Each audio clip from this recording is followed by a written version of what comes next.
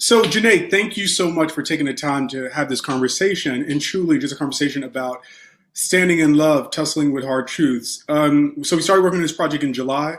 I look at it as like that, the start, that's the starting point, just because we had a conversation about your story then and your goals with the story to be seen and to also help other people who may have had similar experiences. And also this whole idea of healing, you're helping to heal our community, the Black community, in different ways. So, this conversation, a casual conversation about our experience for, my work with NYU. So we'll dive right into it, right? And the first piece is, first of all, tell everyone your occupation, your pronouns, all the things that we do before these types of things. Yes, so my name is Janey Nemard. I am a New York native, born and raised. My pronouns are she, her, and hers. I currently am a financial educator and I teach financial literacy to young men and women to learn how to save their money and budget for things like what we see for 2020 right now in crises. Yeah, and by day, actually, I'm a teacher coach as well. So I coach teachers here in North Tulsa, Black Wall Street, you might know it as. And we work with children who are in poverty, who live in poverty. And a lot of our teachers are Caucasian. Um, so I support them in knowing how to teach in a culturally responsive way, Mhm. but also to make sure that we're always keeping the bar high for our students so that they are high reaching. Yeah. Amazing. Okay, so the first question is why did you make this documentary? Why did you want to make this documentary? So it's become many different things. It's become a documentary, docu-series, web series. We're still trying to figure out what platforms we're going to put it on, but definitely in a space where it's accessible. Why did you want to do this? Okay, so there are two main reasons why I wanted to do this project. The first one being that I wanted to be seen, heard, and understood. For a very long time, I've kept quiet. I've held secrets, some that were mine and some that weren't of my own. And I didn't speak up for myself growing up. So this was a chance for me to really start to use my voice in order to be heard and understood. Mhm. And then the second piece of this is because I am a representation of many young men and women, and some older. And a lot of times we don't speak our truth. So the most important part of this project for me is to be 100% truthful with myself and my story in hopes that other people will feel encouraged to speak their truth. So yeah.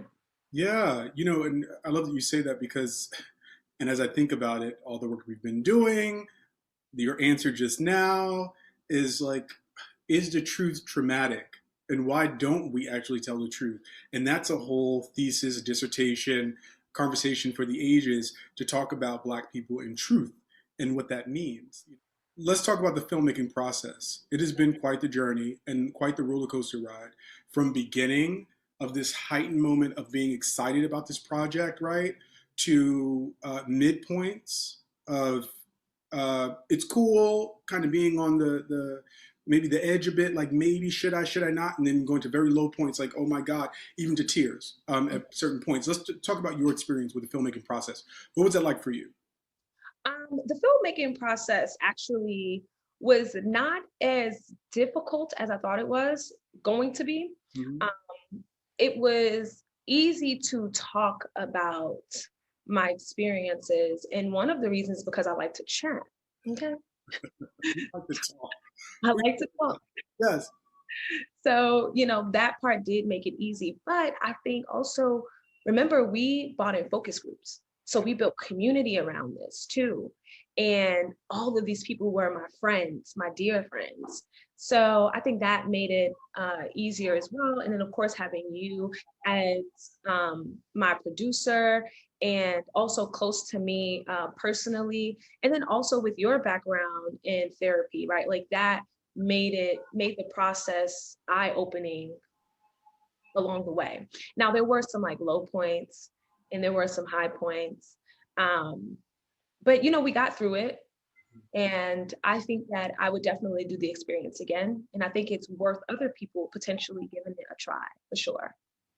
Yeah, that's way cool. It's so funny that we had the fire trucks in the background while you were talking about the process, especially at low points. It was like one of those moments where we're just like, "What's happening?" Oh my god! Because it's not as easy to tell our stories. Although we like talking, when we tell our stories, like the first time is okay because you're kind of just getting it out. But because you had to tell the story multiple times, right? So talk about that, right? How many times do you have to tell the story that you remember? And if you could describe each moment you had to tell a story or the feelings attached to it, what was that like? Okay, so if I think about, okay, so we're gonna go through this. The first time I told the story to you, I was excited and I was just ready to get it out. I was ready to like, yeah, I'm gonna tell the world, I'm gonna say everything, it's gonna be great, right? Everybody's gonna get healed, right? That was my initial thought. Then you kept asking me questions, and I'm like, why is he asking me questions? Why do I have to go deeper? Um, and at some point, we hit a block where it was just kind of like, I don't want to go that deep. Like, can we just stay right here? Like, this is good. And that was probably about like the third or fourth time we were getting into the my story. And then there was a point where I tried to do it alone. I tried to do it alone. And by this point, that was probably about the sixth or seventh time because we were trying to get a certain footage. We wanted to look a certain way for the aesthetic.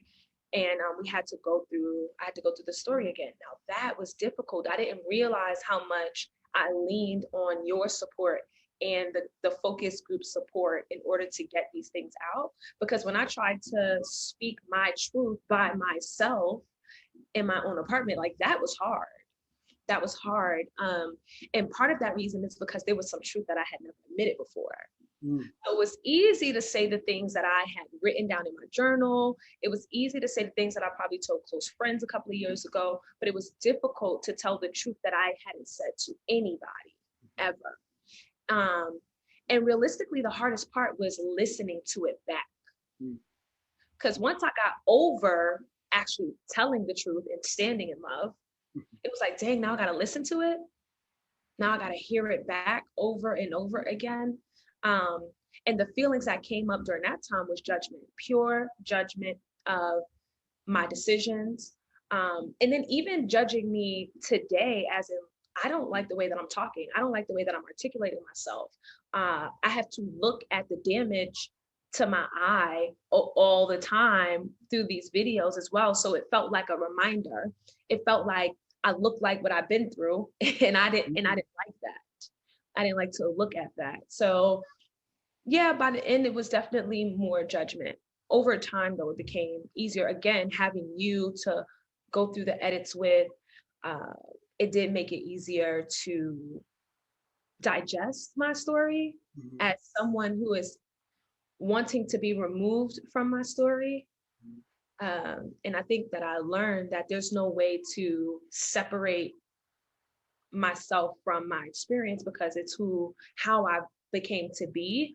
Um, but I think that while I was looking at it back, I was trying to say like, that's not me, that's someone else. That's a different version of me, right? Like I don't want to take ownership of that. So yeah, those are some of the feelings that came up. I mean, we could just take that segment and just I mean, have so many other questions that come from that. And I'm going to stay on schedule. But it's one of those moments where you talked about the whole idea of, so the title is Standing in Love, Tussling with Hard Truths. So this whole idea of listening to hard truths, digesting hard truths, witnessing hard truths, especially when they're our own, right? So this whole idea of what happens in the process when you're looking back, excuse me, not looking back, when you're watching yourself tell the story or your story, like that's a whole different process that happens. And I think that there's therapeutic value in that, and it's cathartic in so many ways, but it's so many things. And I won't go into that because that's going to be like a part 20 of our conversation. So look, thank you for sharing about your experience with the filmmaking process. So there was a point where you said to me, Henri, I can't do this piece, right? Speaking of when you were watching it back yourself. And then when I first read the text or the message, I was just like, oh my God, like she wants to cancel the project. And in my mind, I was still stuck there, right? So what made you have that moment of like, no, pause or stop or cancel or whatever was in your mind or correct whatever my thoughts were? Mm-hmm. That was around the time that I tried to do it myself. Mm, And I felt like I needed to be able to get through telling my story on my own. mhm, AKA, I slipped back into I'm independent and I don't need nobody, and this is my story, and I'm gonna tell it the way I want. mhm, Right? I slipped back into that mindset. And because of that, I was overwhelmed. I was overwhelmed with my own shame, my own guilt, my own judgment. And so I texted you and I was like, I can't do this. And what I should have said is, I can't do this alone. mm, Because that is what I was getting at, is that I could not do that by myself. Because there was never a time where I was like, I'm not trying to do this project at all. mhm. It's interesting you say that, because when I was talking to my partner, he asked me too. He said, you don't want to do it anymore? Right? So because the both of you had the same reaction, I had to realize that I wasn't communicating that I needed help, because I'm not used to communicating that I need help. So my fight or flight kicked in, but what my heart wanted to say was, I need help doing this and I can't do it by myself. Mm. But I didn't know how to say that. What's interesting about it is that, I don't know how you manage and function in business as far as partnering with people, but this whole idea of, we're in the art, right? We're using art as the medium to tell the story, right? And it's truly a partnership. I'm a co-director, co-whatever in this experience. And in that moment, it was like, two things. It was your experience as a person, your story, the trauma, the re traumatization. But then the business side of it is that, hey, we have a deal to make this art or this piece of work, and you're backing out. Like, what's up with that? We have a contract in our heads to make this all happen. So, what made you gear back up and jump back in and say, hey, let's do it? Well, because remember our first conversation, this project was never about me. So, and then if I think about who I am in my day-to-day life, right? I'm a financial educator. I'm also a teacher's coach for children. I am of service. Mm, This project is a serving project. mm, And if I back out of being in service, then what am I doing?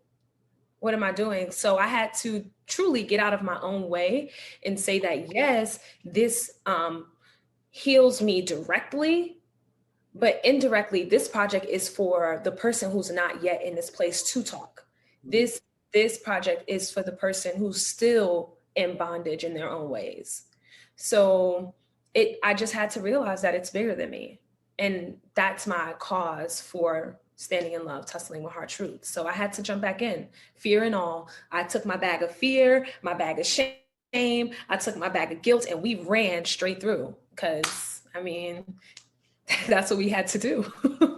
I love that it's called a projective technique in therapy. Is this whole idea of separating the feeling, the experience from yourself and actually using it in metaphor and in like, something that's tangible. And I love how you pack them up and, I think it produces a good amount of distance between ourselves and the Mhm. emotions. So we can say, I gotta have control of it, right? Mm, It's a lot, but I have control of it. It's a part of me, but I still can manage it. That's so, so dope. Love it. yeah. Love in so many ways. Um, so the next question is, has the process of filmmaking changed or made an impact in your life? Has it changed your life? Has it made an impact? Has it done both? Mhm. I don't know if it changed my life, but I do think that it has supported me in expression. Mm, Because as I said before, is that part of me watching it back was um, judging the way in which I express myself.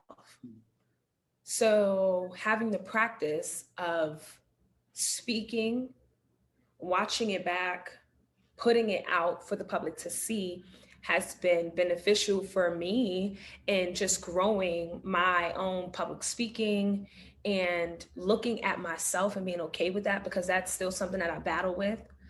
Um, catching myself in a moment in time. And then I have been able to expand on this filmmaking process by doing the video documentary, like journaling on my camera. So that has been helpful for me, to bring some variety of the way that I'm expressing myself. So through video, through audio, like just plain audio, and through writing as well.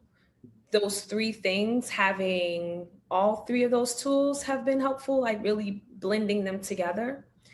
And I for sure think that I'm going to continue doing that for myself and just like documenting me as I am learning and growing, and just other experiences as well, so that we can have footage of that. Mm-hmm. One thing that comes to mind when you say that is this whole idea of, I'm thinking about filters, and this whole idea of how people put filters over themselves on social media, Yeah. in order to make themselves look a certain way, and then they look in the mirror and they don't look like that, and then it's this whole like, process. And I think that in the process of working on this project, especially with the piece that you talked about when you had to look at it or view it on your own, right, is that you get to see yourself, right? Because by that time that you watched it, we had told it so many times that you had a lot of truths that were buried that you had pulled up. So it was one of those moments that it's just like, no filter. No filter. We truly get to look at ourselves with no filter. Now, I'm not against a filter. I love beauty is in the eye of the beholder. But when it comes down to our truth, we got to drop those filters. Sorry, Instagram, in that sense. So I love that. Yeah. Anything you want to share on that, or? I mean, I agree. I think about, because my eye was so damaged within the last physical altercation that I had with my ex-boyfriend, filters have become my thing on social media. Especially if I want to take my glasses off, right? If I have my glasses on, I'm probably not going to do too much of a filter. But if I want to take my glasses off, I'm like, not only is the eye all the way on this side of my face, but it's red and it's a little small. And it's like, I can critique it all day long. So I definitely have been a part of the generation of people who are like, I need a filter. I'm not posting things without a filter. But what's interesting about telling your story is it doesn't matter what you look like, because if you just listen to your story, you still, there's no filter on that, unless you're like a wordsmith who can alter your words in a way that you want them to be. But that just takes too much work. And realistically, when you're living and standing and being in your truth, you don't have time to calculate how you're going to say the truth, because no matter how you slice the truth, it is what it is. So you can't really put a filter on the audio. You could probably put a filter on, we can still put filters on the videos. We can edit them, we can cut them, we can do all types of things. But when you listen to the audio with no visual, the truth is still going to prevail. And that's really what you have to deal with. Yeah, that's fact. You talk about the power of audio in the process of the filmmaking experience and what that is, because the truth lives in that audio. And then moving to that place of editing, right? Because to me, it seems like that's where like the hard work comes in. Editing in general is very difficult because you're trying to figure out what works, what's the aesthetics. There's a lot of content, but this other piece of actually you have to listen to make sure that you're pulling all the things that are important. But the power of the editing and the audio, I love that you pull those things out to really focus in on them to find them useful. And what has been the most challenging part or parts of this filmmaking process for you? Okay, so not to be redundant, I'll pick up another piece that was challenging. It was actually something between you and I, actually, right? At one point, there was a time where you were asking me questions and you wanted a specific answer. And you had to ask yourself, am I listening to your story, or am I listening for the story I want to tell? So that can be a little challenging, right? Because if somebody who's sitting in my seat as the person who is doing the healing and learning how to speak their truths, and they're partnering with someone to support them with that, we have to be accountable for making sure that it's our truth and not the truth of the therapist or the truth of the producer. It has to be your truth, right? Not the truth that somebody else wants to see, hear, and feel.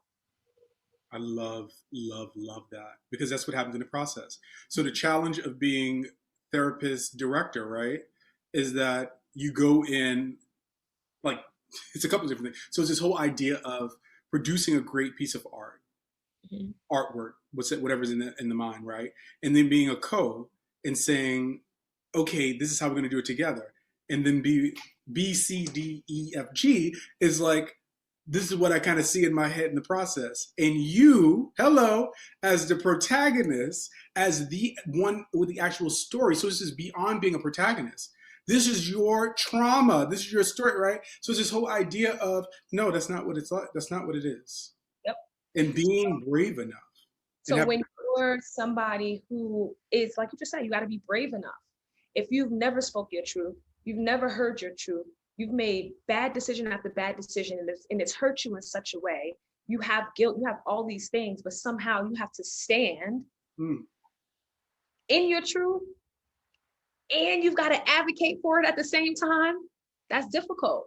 It can be difficult. It's a big challenge. But then it goes back to the whole idea of the goal of helping people heal, right? Is that that's a part of it, is that you have to be courageous enough to own your space in the world, you know, and not allow someone else to tell your story and to make sure that in the process that they're getting it right.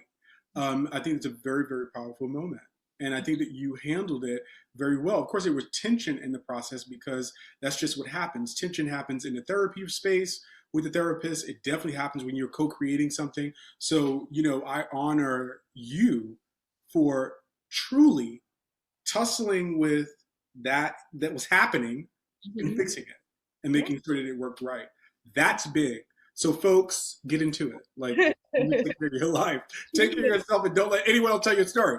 Okay, so you telling this story about your childhood, molestation, the fights with your boyfriend, and then your ex-boyfriend, excuse me, and then it went into this space of Black families, secrets in Black families, the Black mother. So all those things started coming up. Looking for love in the wrong places, all that. So yeah, can you talk more about that? Yes, because you want to know what it is that they're all interconnected. You cannot talk about trauma without talking about culture, especially in the Black community, because right? Because that's the umbrella. The umbrella is culture. Then we can get into the little nooks and crannies of secrets, of dietary foods, of shaming. We can, you know, we got into sex. Yeah. As sex was a drive for a lot of what I was doing. I was blinded by it. You know, there was a recent album out by my fave Jasmine Sullivan, but there's also a song that's a little bit old by my celebrity husband, Jamie Foxx. Okay. Oh, tell me more. We love Jamie. I live. We do. But he has a song and he's talking about sex being a drug. Because it is. It can be stronger than love in a lot of times. Because if a lot of people in general get honest about why they still with somebody, 9 times out of 10, it's going to be sex. So one of the bigger topics that we talked about was it's just sex, or is it, right? Is it not, or what have you? So that was a big topic. And we talked about looking for attention and looking for love in the wrong places. Where do you find that? And I think the bigger question is, should you be searching for it, or is it something that should have been given to you as a child?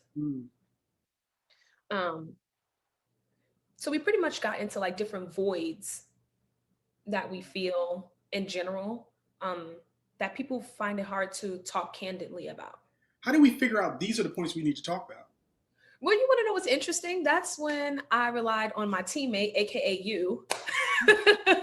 So you actually broke it down after hearing all of my experience, and in your mind, you were able to pull out just different pieces, and then you also sent me different articles and different statistics and things like that, so that I could have a little bit more background and to deepen my understanding of domestic violence, of trauma. So you really supported me with figuring out all these little pieces.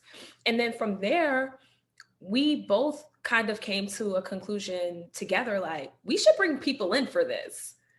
And then I started to search out for focus group members.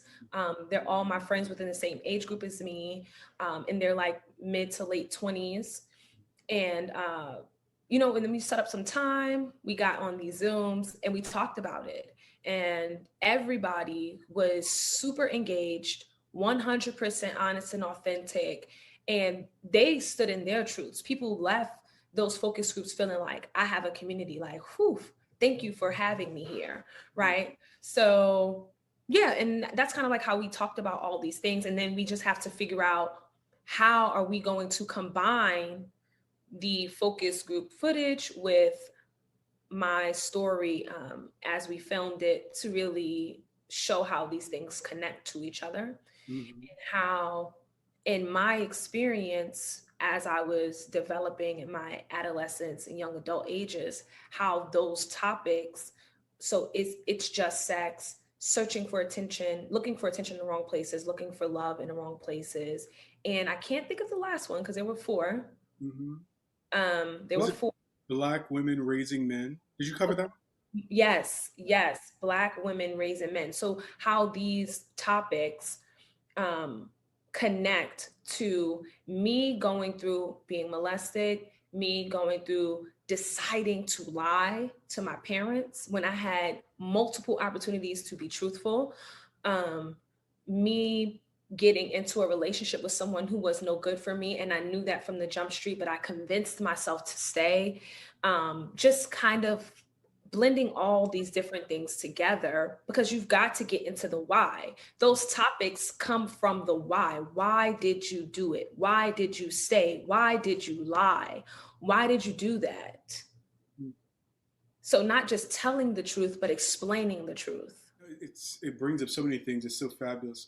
I've learned so much about um, respecting people's process and really like truly making that space for that to people to tell their stories and to go deeper and to pose those questions to dive deep and deeper. And then this whole idea, going back to what you said about listening to your story by yourself and how difficult it was, I think this whole idea that we continue to bring home is that we need to stick together. Do you think that things were missing? Like, what would you add?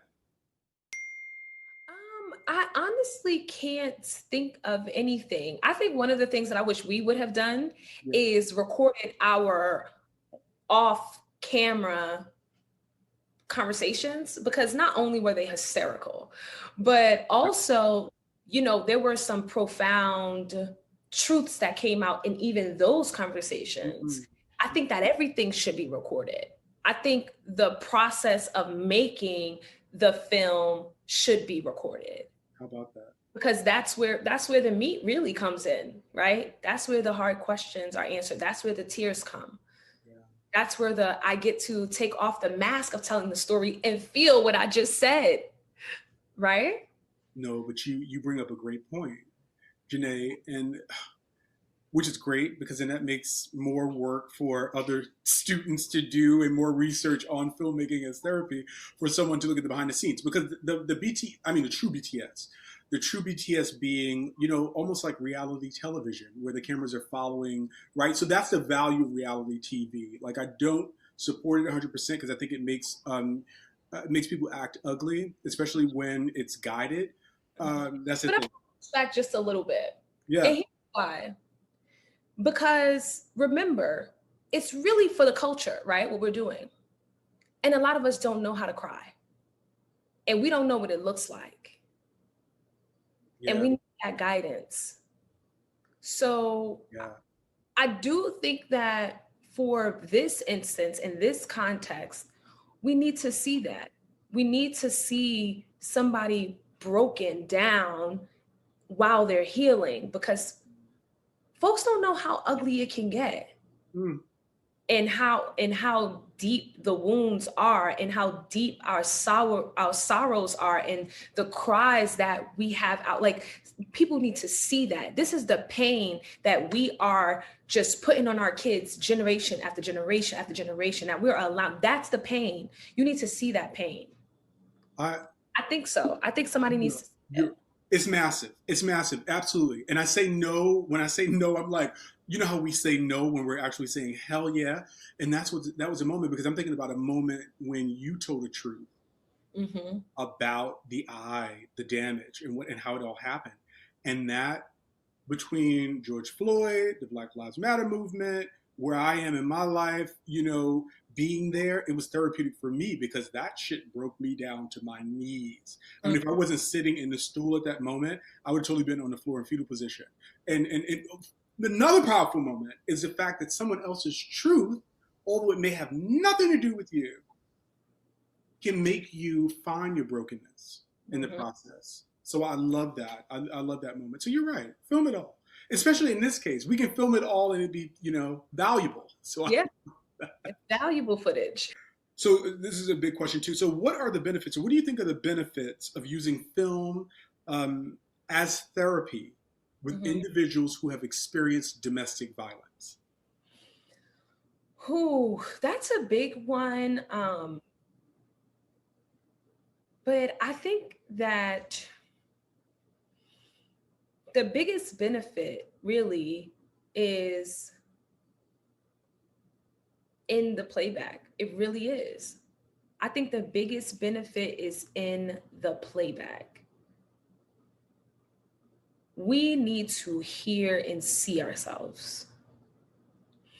And we have to deal with how we look at ourselves in order to change the behavior. Because as I was watching back, and I'm like, I'm really judging myself hard. Would I have admitted that I was judgmental had I not been judging myself? It's a moment. Would I be honest about my patterns if I wasn't listening to myself? Because I'm judging myself, right? So now I can see all the flaws in my decision making. And I think that that's powerful, because we have to look at ourselves. We have to say, like, baby, you play a part in this. You play a part in your trauma. It's not 100% your fault. It's probably not even 90% of your fault. But you made a choice. Maybe your back was against the wall. Maybe it was the only choice that you had. We could come up with every reason why you made the choice, but what did you do? You made the choice. And we have to deal with that. I made the choice to continue to go back to him. Granted, my reason was because I was insecure. Granted that my reason was because I didn't feel loved as a child. Granted, my reason was that I became promiscuous because of molestation. Yeah, all of these reasons, they're all valid. But the truth of the matter is, I still made the choice. What does that do for you today, though? That you know that you made these choices that were, not so beneficial, not so great when you were younger growing up, and now that you know better, you do better, Maya Angelou. Being in that space. So when you look back at it, what's healing about the process of looking at your choices and saying that they were poor then and they're better now, hopefully? What was that like for you? What is that like for you? It was forgiveness. Forgiving myself for all of the things that I've done. It was giving myself grace. It was saying, like, girl, it was a hard decision. You didn't necessarily make the best one, but that's okay. That's okay, because you're still here, you're still standing, you still have the ability to move forward, right? Like, everything in your life is not jammed up. And I think that's something else that we take for granted, is that this part of your life might look a little iffy, but there are other parts of your life that you're thriving in. So you have the ability to make good decisions. You have the ability to surround yourself with great people. you have everything that you need already. So it truly was in the forgiveness and giving myself grace to say that tomorrow is another day that you can choose to be better. You can choose to teach somebody what you've learned.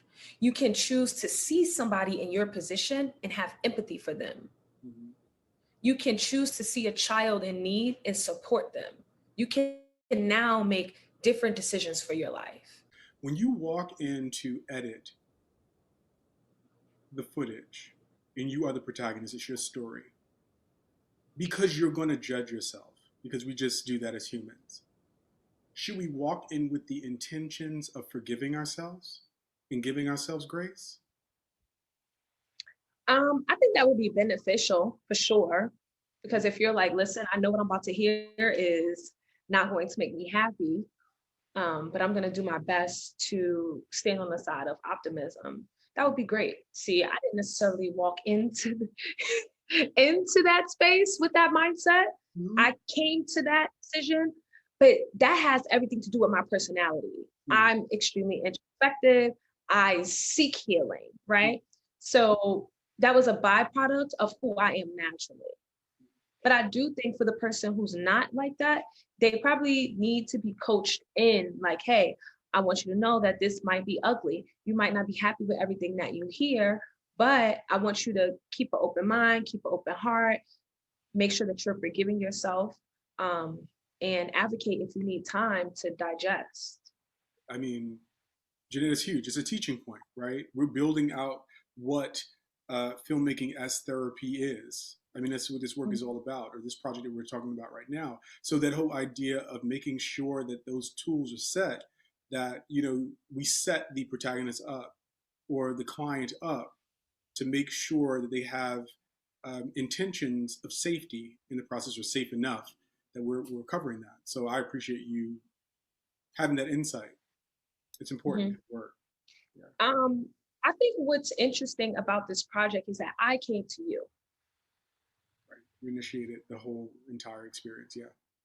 Right. So in my mind, I keep thinking of Miss Ayanla Van Zandt. We love you too, sis. We Exactly. love you. You are the realist on Oprah Winfrey Network. I'm just gonna say Beloved. I it. had to. I Truly, had to. I had to. she is. She is. So, but I'm thinking about her, right? People write into Ayanla. They write into her and they say, "My family needs help." Right. So the difference between what I did and what those families are doing is that they're probably dragging people with them who don't want the healing, Mm-hmm. who are like, you know what, we're just gonna do it. We might be on TV. I like to argue with y'all anyway. These are probably the thoughts that are happening with the family members. And I think what separates this is that I'm taking control of my truth, not my mom's and my grandmother's and my dad's. This is me. And I think that's the difference between what we're doing and the type of healing shows, films Mm-hmm. that we see on television, Mm-hmm. is that I didn't come here and say, heal my family. I came here and said, I'm looking for healing for me. Mm-hmm. What truth do I have to give out? So whether you're someone who is a survivor of domestic violence, someone who is a survivor of sexual assault, someone who is a survivor of any type of abuse that has caused major trauma in your life and probably has been over, years of time, the essence of this project is I'm seeking it for me, not the person who hurt me and not the person who I felt neglected me. So realistically, you've got to come to terms with that. You're ready to uncover everything that you've been hiding deep down inside of your heart, inside of your chest, inside of your mind. Wow. That's the Yeah. only way this works. It's fantastic, but it goes back to we go to therapy to heal ourselves, right? In the process. So even in this process of filmmaking, is that it's about the story, but the story is to heal the storyteller or the But protagonist. you have to be ready for it. And I Yeah. think that that's a part that we miss a lot. Yeah. Some people are not ready to be healed because some people are not ready to be honest. Right. Some people don't even know that they're like damaged. And then you have that. Right. So that's a whole nother piece of it too. But I mean, you know, we say that about many things in life, right? You can take the horse to the water, and but you can't make him drink. You can, I mean, we say we have so many like cliches and things that we say about therapy. But like you said, you have to be ready, and it doesn't mean that, you know, well, maybe it does mean that people should do more, you know, introspective work to see what problems they have. Because I think we all should have, we should do like assessments of ourselves 4 times a year. I think I told you that. It should be Yeah. seasonal. You know what I mean? And where am I? Who am I? Am I, you know, what are people saying about me? How am I being perceived? How do I perceive myself? We're growing beings. We're what? Michelle Obama? Becoming. What are the benefits of using film as therapy within the Black community? Okay. Whew. This is a big one because you know that saying, what happens in this house stays in this house. Wow. And the thing about footage is that anybody could get their hands on it potentially. So then your business is out in the street. And Black folk don't like that. So I think it's letting go of secrets. That's why it's beneficial in the Black family. Mm-hmm. It's simply because of that. Because we don't want Uncle Johnny to be exposed. We don't want to talk about this marriage that is hurting the family. We don't want to talk about the matriarch and how they play a role in manipulation in our families a lot of time. We don't want to talk about those things and have it recorded, potentially get leaked. Mm-hmm. So I think we need this in the Black community because it's so much shame that we carry. We're not willing to say it aloud, but simply because we don't want somebody else to see it. Mm-hmm. But then that means that we don't want people to see us. Mm-hmm. That means that we don't think that we're worthy of being seen. Mm-hmm.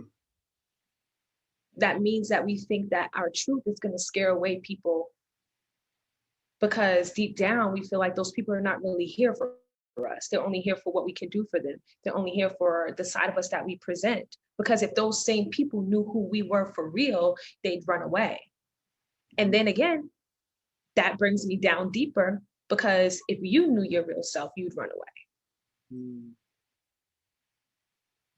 So the process of being okay with who you are, it seems like that's a benefit that happens in the process too. I think that one thing too to make clear in the process of filmmaking as therapy, especially for Black communities, because we still have to get through the process of saying um, certain things shouldn't be exposed, right? Because there are a lot of evil people, and everyone has an opinion. Right. Right? We're talking about ourselves, looking back at the footage, like giving ourselves grace and saying to ourselves, we're doing this, you know, when we go into it, make sure that we're forgiving ourselves for our past, right? There are certain people as spectators who don't, you know, have that mindset. They're there to spectate and to judge it, right? So it's not about this piece that people are putting together, families, people in general, putting on any platform outside of themselves.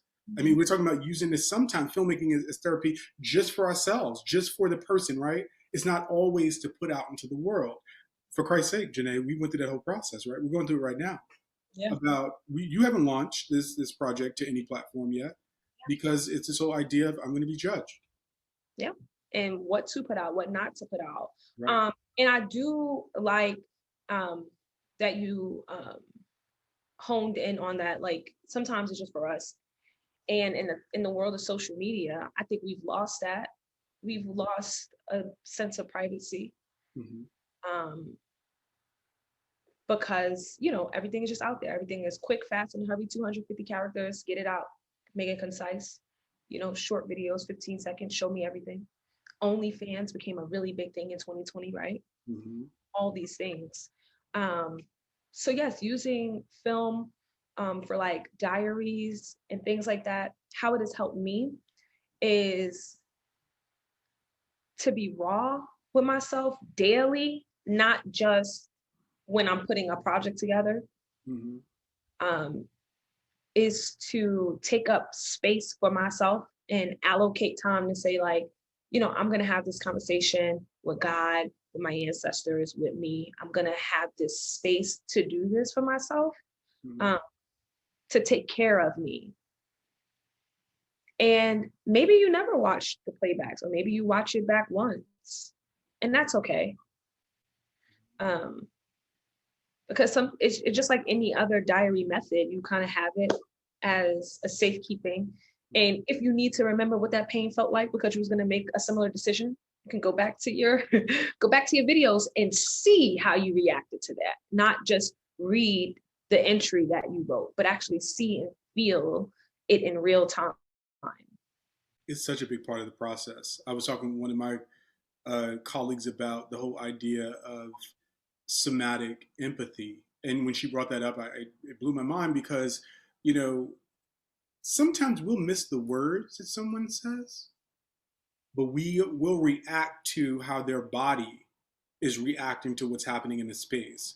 Or we'll only get a certain portion of the story or what's being shared in the conversation, but the body tells so much. Like, oh, I remember how she was sitting in that situation, so she seemed very uncomfortable with whatever she was talking about. Or that whole idea of freezing the moment, like pausing it and looking like what's kind of happening. We had those moments too. I mean, we sat in different positions throughout, and you know, I don't know if it shifted so much in different cases. And it makes me think about like back when, long before I was even a thought, when the audio was separated from the film. Remember, we had those silent films. Yeah. Yeah. And there weren't any like, subtitles or anything, and they were in black and white. So there's definitely power in, like you said, even if you don't even have the audio, or maybe you only have the audio, or maybe you have a combination of both. It's whether you separate the two things or you put them together, they're going to be beneficial regardless, because the truth is going to prevail. The truth is going to seep out. It's going to come through all the cracks. And we just have to honor that. Have you incorporated any of the learnings from the filmmaking process into your life or lifestyle since we finished recording the story? Yes. And it has been the number one thing that I've been working on is how I express myself. So for me, that has been a bit of a hurdle because I hadn't practiced expressing myself. And when I did, unfortunately, I'd lie about certain things. So back in 2012, whenever I decided that I wanted to work with my character, that was the first thing that I started with. I vowed I was never going to lie again. And from there, I kind of just stopped talking because I felt like my truth was too real for, like, you see how I am. I don't hold no bars. Very cut and dry, right? So I didn't necessarily go mute or anything, but I just didn't say a lot. And when people asked me questions, they started to pick up that like I didn't have a filter. So it's like, I'm not even gonna answer things. So, people did not want the truth from me because it'd be too truthful. It'd be hard truths because I didn't sugarcoat things. So now, a few years later, I am learning how to express myself while still telling the truth in a way that is digestible. So for me, this project has helped me to learn how to be kind with my truth. It's a big lesson for people to be kind with their truth and kind to themselves. Because remember, we did have that one piece of footage, and I said, Henri, we've got to record that again. Yeah. Remember? Yeah. Because I wanted to stand in whole truth. Yeah. So for me, like that was one of my biggest takeaways, was to express myself with grace, but still in honesty. Standing in love, tussling with hard truths. What does the documentary title, or what does this project's title mean to you? Everything, honestly. Whew. The thing that every human wants is to be loved. And after reading All About Love, come on now, Miss Bell Hooks. Love her. I learned so much about love and what love means and what it feels like, and the strength of love, the power of love. So I really wanted my title to represent how I'm choosing to live, and I'm choosing to live in love. The subtitle, Tussling with Hard Truths, really comes about because the truth hurts. It can hurt. And whenever we find ourselves in a position where we want to neglect the truth because of pain, that's not okay. So we've got to fight. We've got to fight with the truth. We have to tussle with the truth while being a person of ultimate love for themselves. So I really wanted the title to embody all of that. And then, I don't know where this comes from, but sometimes the simplest thing can be the most profound. So the title itself is very simple and it's extremely profound. But when you get into the film, it's hard to do. It's not an easy task, but it's the goal. The goal is to stand with love, in love, all the time, and face the truth of what's happening, not only in my life, but what's happening in society, right? What's today's date? Today's January 9th of 2021. If we just look at this past week, we have to stand in love while we tussle with the truth of America. Major. We have to. We have to love people more than they hate us. Therefore, we have to love our truth and tussle with our truth more than our truth wants to define us. Powerful. How important is a title to someone's story? It's paramount. Tell me why. You taught me that the title is the first thing that a person sees on any project, any label, or anything, right? The title is the first thing that you see. It's the branding. And you want the title to tell people where they're going by the end of this. So after you expressed that to me and you taught me that piece, it became the most important thing because that's the grounding factor. So whenever the truth gets hard and I find myself, I'm tussling and I'm face down and, in the ring, shout out to Brene Brown, because that's her thing, right? When you're in the ring and you're face down and all the dust is covered all over you and you have nothing else to give. I want you to stand in love. Don't stand in fear. Don't stare in shame. Don't stand in judgment. Don't do any of those things. Stand in love, because that's the thing that's going to prevail you to the other side. So your title is what's going to be the grounding force of whatever film you're working on. That's it. That's it. Janey, thank you for yet again another fantastic conversation. We could do this 1,000 times and pose different questions about the whole experience. So I appreciate again.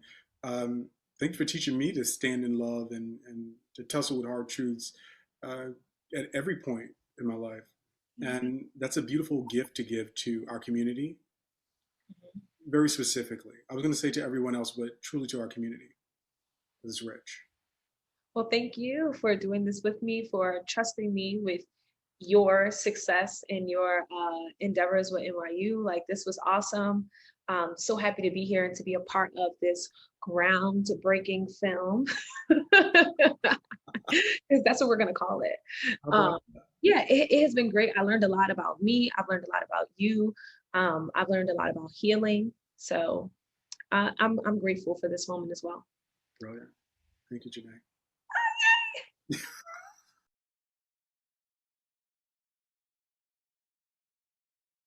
So, Janey,